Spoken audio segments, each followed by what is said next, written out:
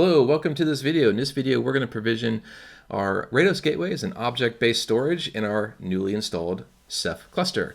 So let's go ahead and get started. What I've done as a prereq is I went ahead and provisioned a SSL cert. Now, in my lab, I do have its own private CA. You don't need to do that. You can generate a self-signed certificate within the cluster, but I've done it in my environment. So this PEM file includes that CA, which is a wildcard. Wildcard is important because it's going to be a bucket name.domain name, and that bucket name is random based on the bucket that you create, right? So it's wildcard.s3.redcloud.land, its key, its cert, and the CA all attached into this one PEM file and then amended to my HA proxy.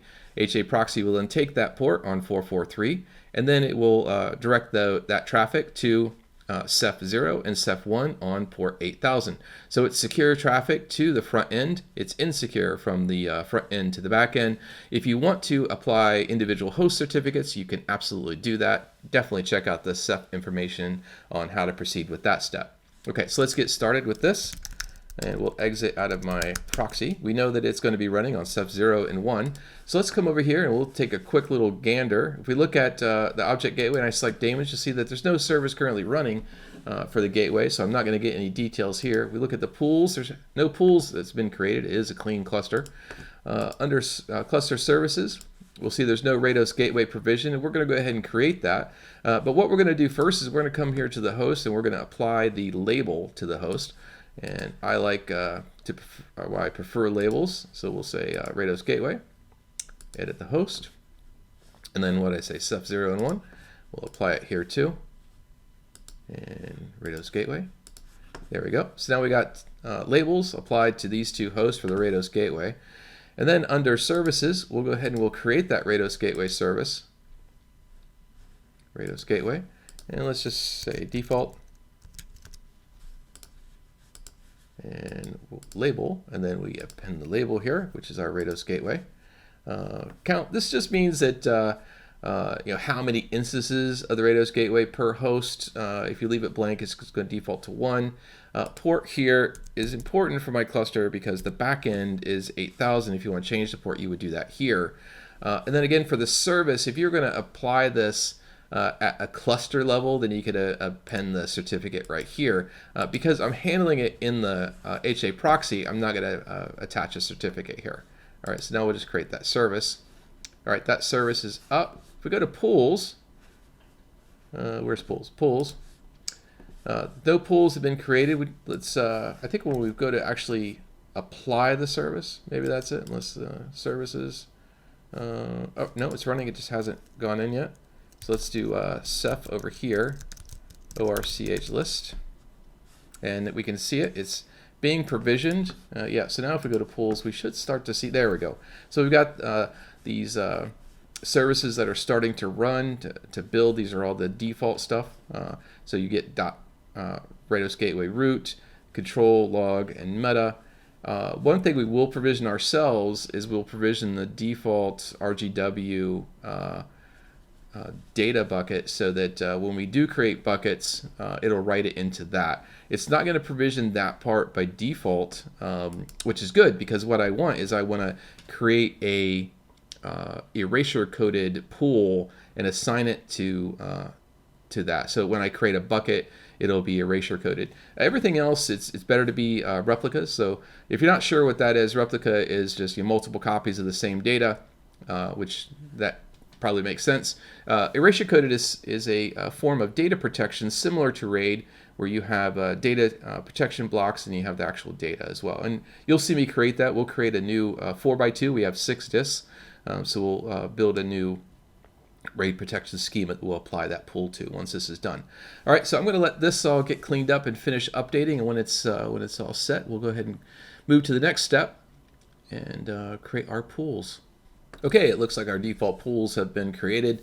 The next step is we want to create that data bucket pool. And in order to do that, what I first want to do is I want to ensure that when I create the pool, I'm also building the erasure coded schema for data protection for that particular pool. So let's go ahead and we'll create our pool. And this is well, in this case, it's the default pool. So we'll say default and then it's Rados Gateway, and then bucket. I think it's buckets, and then data, because it's going to be, this is the name that it's going to amend to. And then the pool, we're going to say erasure coded. If you want to allow erasure overwrites, which means you can overwrite a file, an object-based file, you would select this. I'm not going to select that. I'm not going to permit overwrites. Erasure coded profile, there's a default one that is created. I believe this is a 2x2, but we're going to create a 4x2 because I have those 6 disks. So let's create a plus, and then we'll just say EC 4x2 default. And then so it's 4x2, 6 OSDs. You can change any of this as you see fit. All right, let's create that profile. And now we're going to create our erasure coded pool named default RGW buckets data with this. Under compression, you can allow compression if you want. Again, this is vSAN. If you were on bare metal, which you should be, you might want to consider compression. And then you can apply quotas. I'm not going to apply any of the quotas either. So let's go ahead and create that pool. All right, this will take a few minutes to spin up. It's got to create the profile, and then it's got to provision that data out. So I'll be right back. Well, that took like only a few seconds. Okay, so now we've got our data buckets pool here. If we go now, since we've enabled this service, we should have access to our object gateway. We'll check that in just a quick second.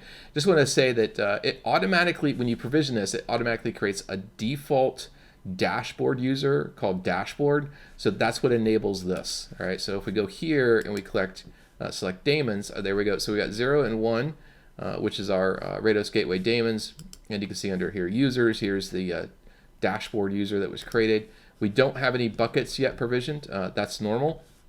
When we provision a bucket, you'll see a new pool get created here too, which I believe is the index of this one here that will be created. All right, so let's go ahead and we will create our first bucket, and we'll just say trash. Why not? And then the user, well, let's actually not do that. Let's create our user, because I don't want the dashboard user to do that. So we can create a user, and we'll just say me. You can put in your email address if you want. I don't care about any of this. S3 key can be auto-generated. That's good. I'm not applying a quota of any kind for this user. There we go. And let's select that again. And now we can also provision, if you're going to do this using the Swift protocol, now is a good time to create a sub-user for the Swift protocol. By default, I believe that Ceph does not allow you to access the same bucket using both protocols. Like it'll be an S3 bucket or it'll be a Swift, or you're using an S3 protocol or you're using the Swift protocol. But if you wanted to create a sub-user, that would give you your Swift credentials. You just say create a sub-user, and we'll just say mini-me, and permissions, full, and then auto-generate the secret. And then we would have the Swift user right here, which is our sub-user. All right, I don't really care about that. I'm just going to use the S3 protocol. We can just leave it in there, no big deal. And yeah, all right, let's edit the user. So now we've created that. And then if we pull this down, we can look at the keys right here. Let's select that key, show, and then here's our keys for that user.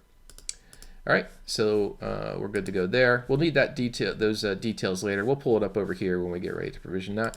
All right, so now we can create our bucket. So let's create our bucket. We'll just say trash, because I'm not keeping it. Owner would be me, and then the placement here. So you notice default RGW buckets data. It already knows that that's the default pool. Now, if you didn't have that pool already created, it would create this pool for you with this name. So that's why I named it exactly the same thing. So it's like zone RGW buckets data. So now it's going to use the pool that we recreated. Locking is important. So if you want to apply any type of governance, you would enable locking, and then you can, so you got different modes, compliance or governance, and then you can specify how many days. Pay attention, it's days. So if you said, if you thought it was, I don't know, minutes or hours, and you put in an exuberant number, then that bucket is pretty much built to last, right? So you want to make sure that if you're selecting a mode here, what that mode in tables enables. It's not part of this demo. I don't care about that part. Definitely read that in the Ceph documentation if it's something you're interested in provisioning. All right, so let's create our bucket. I think I clicked that. There we go. All right, now we're all right. Now we'll zip back to pools as soon as it takes that command. There we go. All right, pools, and then you'll see here. Here's the index, right? So we didn't have to create the data because we created that originally, but now we've got our index buckets, and that's been provisioned. All right, so we can. I think we're close to doing our access test. Let's let me just double check a couple of things here. I know it gets a little glitchy if I miss something. Is it buckets? Do I need to edit this one? No, but under buckets too, if you want to enable versioning and multi-factor authentication, that's something you can do.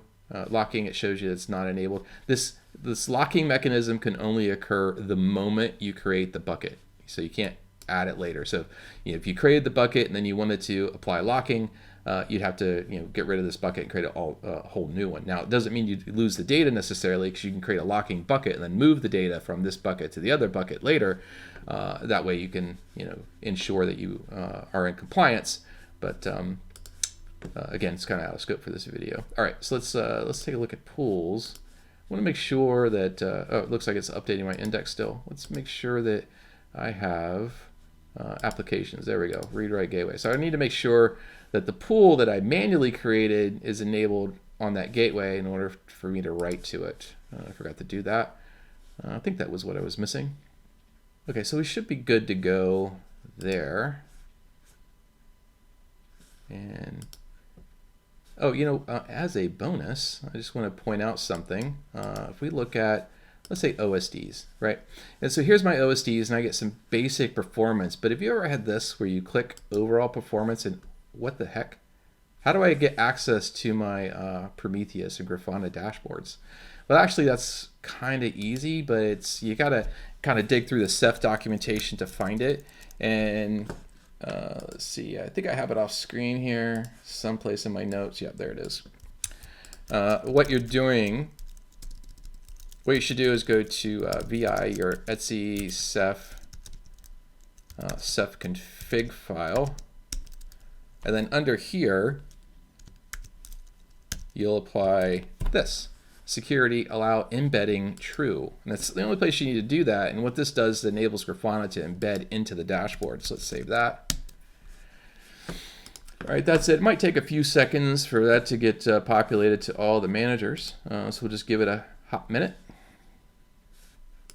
We come here, and now if we select overall performance, eventually we'll get our dashboard performance here. And it's still propagating. We'll come back to that. But you'll see that that's in there. I guess it's still building pools and data. Yeah, all right, so it's still doing a lot of work here. All right, so I'm going to give this just a few minutes, and once this all finishes up, I'll come right back, and then we'll take a look at the Grafana dashboard so you can see that that's working. And then we'll go ahead and do our Rados Gateway S3 testing. All right, see you in a bit.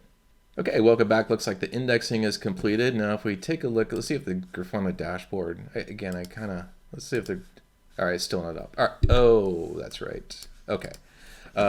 So we've got to turn off the, because it's SSL, so we got to turn off the verify. So here's Grafana API SSL verify false. We'll put that in, and then we'll do Prometheus false. I've got all these off screen. I'll include these in the script, obviously. And then alert manager, we'll do that one too. So now we should have, oops.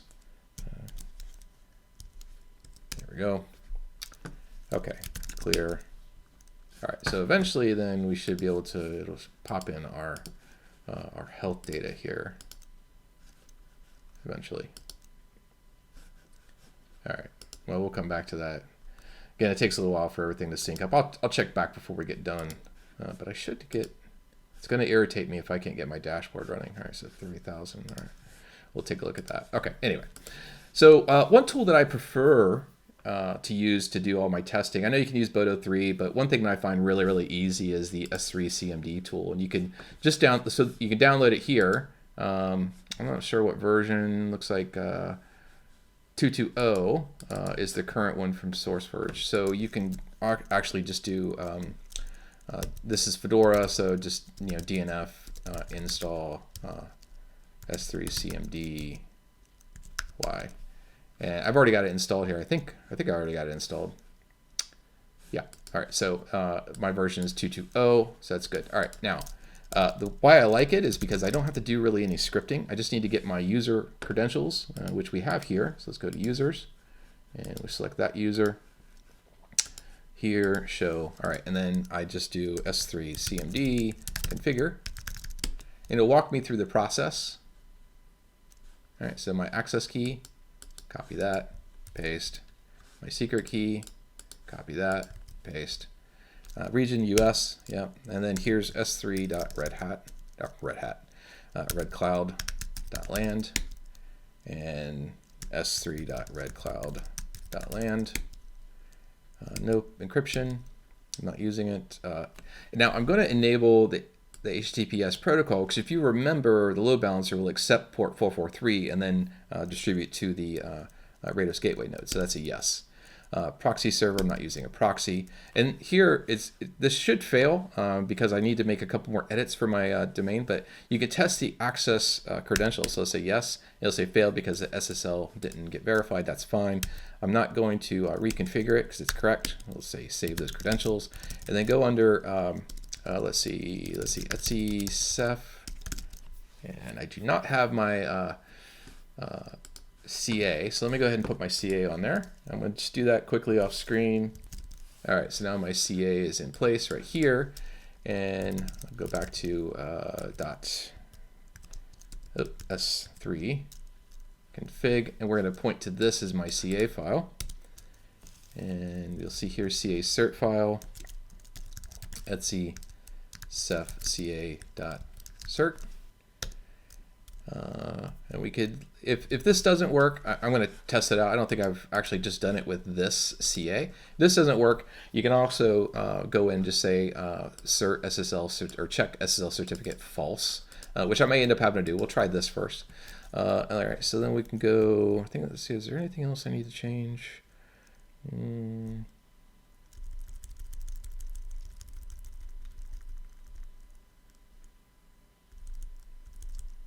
I don't think so. Well, if it errors, we'll troubleshoot together. Okay.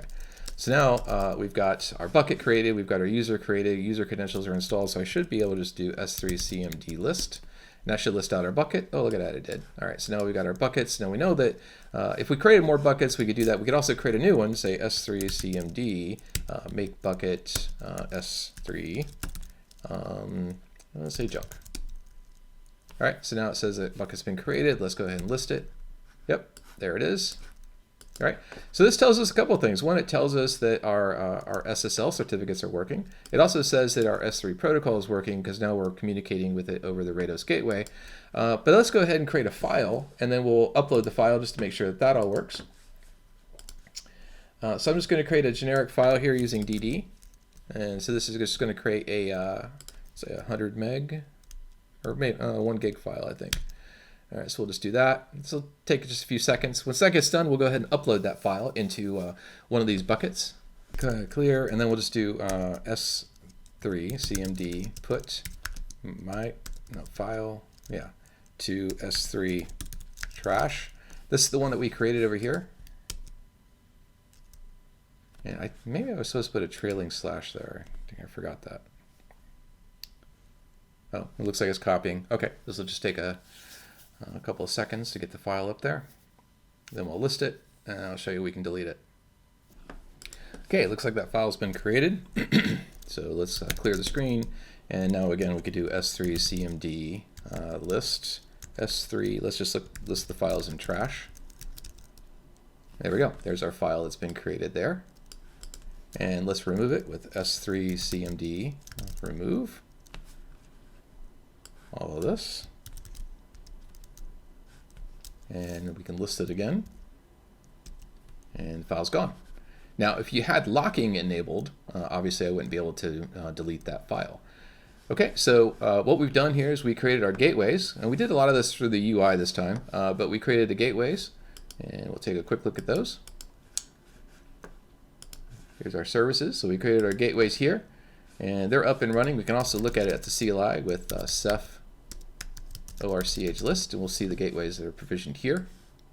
We also use those gateways via a label, And then once the gateways were created and brought online, it also built our user dashboard. So it enabled our dashboard. We then created our user, and then we created a bucket that was assigned to the user. And the user actually created another bucket. If you remember, I created junk, and here's junk right here. So that was created tool. We manually created our data pool so we can ensure that any data that was written into this pool was erasure coded. All right, so that was right there.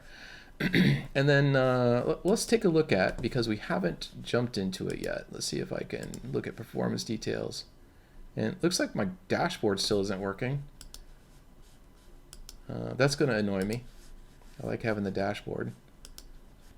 Where's my OS? Because I really like having that performance data in the dashboard.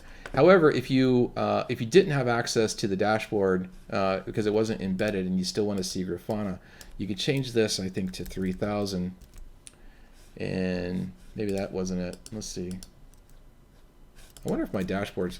Well, hey, we are actually done with the Rados Gateway. I'm not going to make you stick around. So we're good to go here. If you do stick around, I'm going to troubleshoot the dashboard and then just include that at the end of this video because it's driving me crazy. All right, thanks a lot. Until next time, take care.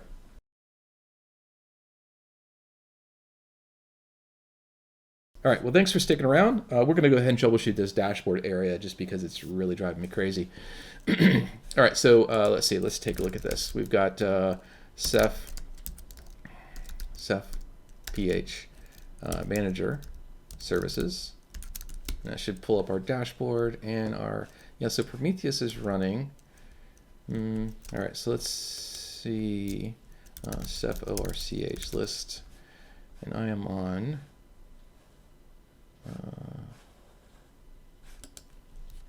all right, so everything should be running from, everything is, so if you want to take a look at everything is, I don't have it load distributed, the Grafana dashboard. So if you want to take a look at the Grafana dashboard, you would go to your, the Ceph manager. So that should be 3000, I think. Yeah, and then because of the private cert, again, click anywhere and bypass that.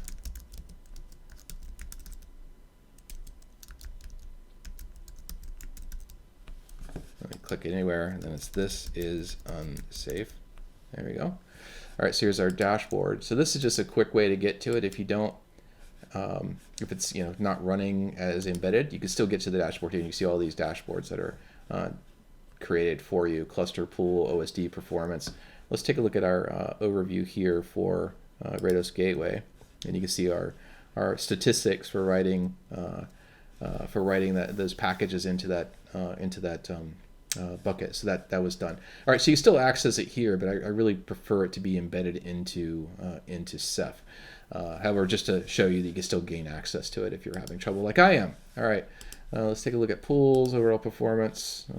Oh, there it is. Maybe I needed to access it to log in, and then it just popped in. That's weird. Or maybe it just took some extra time. Well, that was...